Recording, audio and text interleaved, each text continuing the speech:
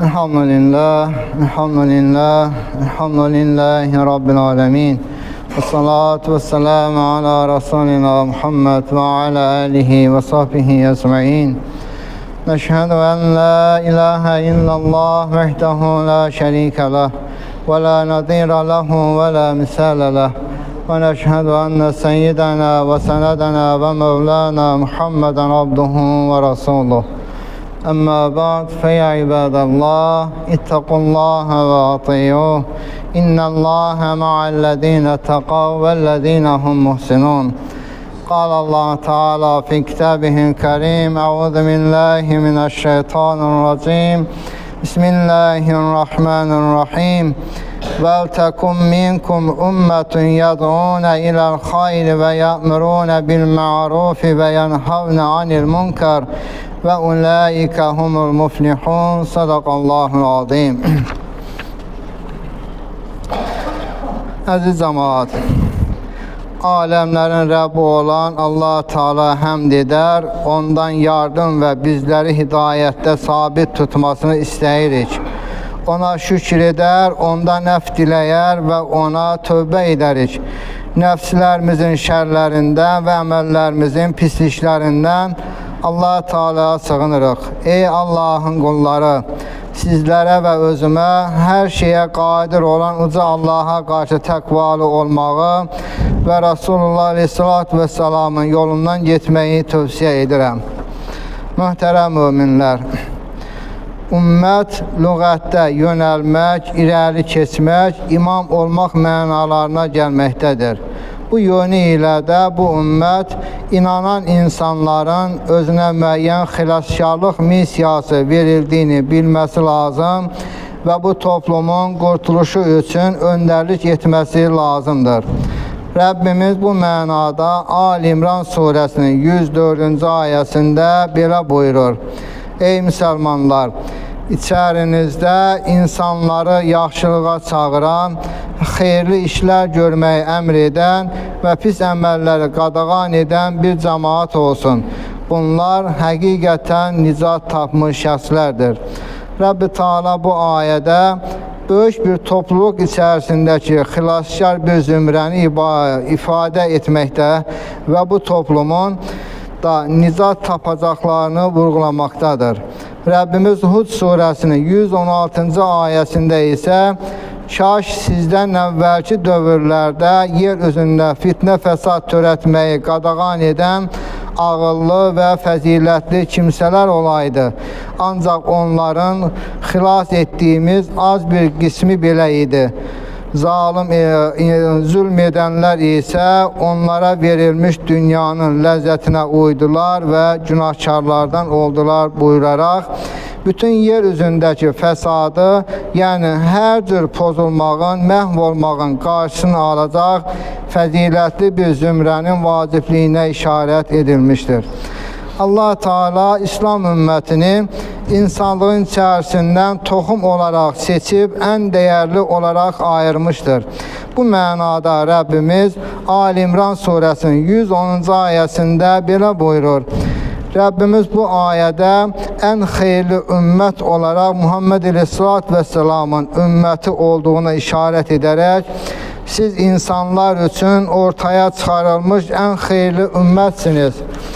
Yaxşılığı əmr edib, pis əməlləri qadağan edirsiniz və Allaha inanırsınız buyurmaqdadır. Peyğəmbər sallallahu əleyhi və səllamda ümmətimdən bir zümrə özlərinə Allah Teala'nın əmri gələcəyinə qədər haqq üzərində bir-birinə kömək etməkdə davam edəcək və bunlar daimə qalib olacaqlar buyuraraq, ümmətin içərisində insanların toxumu olacaq bir zümrənin olacağına və bunlar vasitəsilə haqqın hər zaman qorunub saxlanacağına işarət edilmişdir. Dəyərli möminlər, bu ümməti ən xeyirli ümmət edən şey isə ayələrdə də qeyd edildiyi kimi yaxşılığı əmr edib pis əməllərdən çəkindirməkdir. Bu yaxşılığı əmr edib pis əməllərdən çəkindirmək və ümmət əgər bu vəzifəni İstər fərd, istərsə də müəyyən bir toplum olaraq yerinə yetirirsə, toxum olma, yəni xilaskarlıq missiyasını davam etdirər. Bu mənada Rəbbimiz Hud surəsinin 117-ci ayəsində xalqı əməli salih olduğu halda Rəbbin o məmləkəti haqsız yerə məhv etməz buyurmaqdadır. Hər bir müsəlman ümməti üzərindəki funksiyanı, vəzifəsindən, maddi durumundan və yaşantısından asılı olmayaraq yerinə yetirməlidir. Həm yaxşılığa dəvət etməli, həm pis işlərdən çəkindirməli, həmçinin Allah Teala bu dünyada ona dünyalıq üçün verdiyi vəzifəni insanların xeyri üçün istifadə etməlidir. Möhtərəm cəmaət, Azərbaycan xalqının da taleyində böyük əhəmiyyət daşıyan elə günlər vardır ki, həmin günlərdə onun gələcək həyatını müəyyən edən mühüm başlanğıcların əsası qoyulmuşdur. Bu günlərdən birisi də 15 iyun 1993-cü ildə əsası qoyulmuş Milli Qurtuluş Günüdür. Bu tarixi yaradan isə Azərbaycan müstəqilliyinin qorunub saxlanılmasında, milli və mənəvi dəyərlərimizin inkişafında müstəsna xidmətləri olan ümumi milli lider Heydər Əliyev cənabları olmuşdur. Şahidi olduğumuz o günləri, o tarixləri xatırlasaq, həmin zamanda Ermənistanın hərbi təcavüzləri ilə yanaşı, dövlətimizin daxilində baş verən parçalanmalar, qarşıdurmalar, xaoslar və bu kimi hallar sürətlə böyüyürdü. Və həmin halların qarşısının alınmasında, milləti birlik və bərabərliyə dəvət etməsində və bu kimi halların böyüməməsində şübhəsiz Ulu Öndərin bir xidməti var idi və o öz-özlüyündə bu xilaskarlıq missiyasını yerinə yetirmişdir. Və həmin gündən bu günə qədər də hər il olduğu kimi dövlətimiz 15 iyun tarixini Milli Qurtuluş kimi qeyd etməkdədir. Bu mənada Rəbb-i Teala dövlətimizə zaval verməsin, birlik və bərabərliyimizi əbədi daim eyləsin. Rəbb-i Teala bu müstəqil, bu dövlət içərisində yaşayırıq, bu azadlığı, bir növü ölkəmizi, millətimiz azadlığı, suverenliğində canını fəda etmiş şəhidlərimizə borçluyuq. Rəbb-i Teala bu yolda canını fəda etmiş bütün şəhidlərimizə rəhmət eyləsin.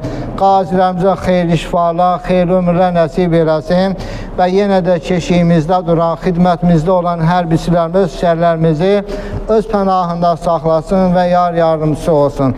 Əleyna sənən kələm və əbləğən nizam, kələmullahil məlikil azizin alləm, kəmə qal Allah təbərək və teala fil kələm, innət dinə indəllahil İslam, ət-təibu minəd-dəmi kəmən lə dəmmələ, əstəğfirullahil azim və ətubu ileyh, əstəğfirullah li və ləkumut tevfik. Elhamdülillahi Rabbil alemin ve salatu ve selamu ala Resulina Muhammed ve ala alihi ve sahbihi ecmaîn. تعظيما لنبيه وتكريما لصفيه فقال عز وجل من قائل مخبرا وآمرا إن الله وملائكته يصلون على النبي يا أيها الذين آمنوا صلوا عليه وسلموا تسليما اللهم صل على سيدنا محمد وعلى آل سيدنا محمد اللهم اغفر لجميع المؤمنين والمؤمنات والمسلمين والمسلمات الأحياء منهم والأموات بفضله ورحمته إنه قريب مجيب الدعوات اتقوا الله يا عباد الله إن الله يأمر بالعدل والإحسان وإيتاء ذي القربى وينهى عن الفحشاء والمنكر والبغي يعظكم لعلكم تذكرون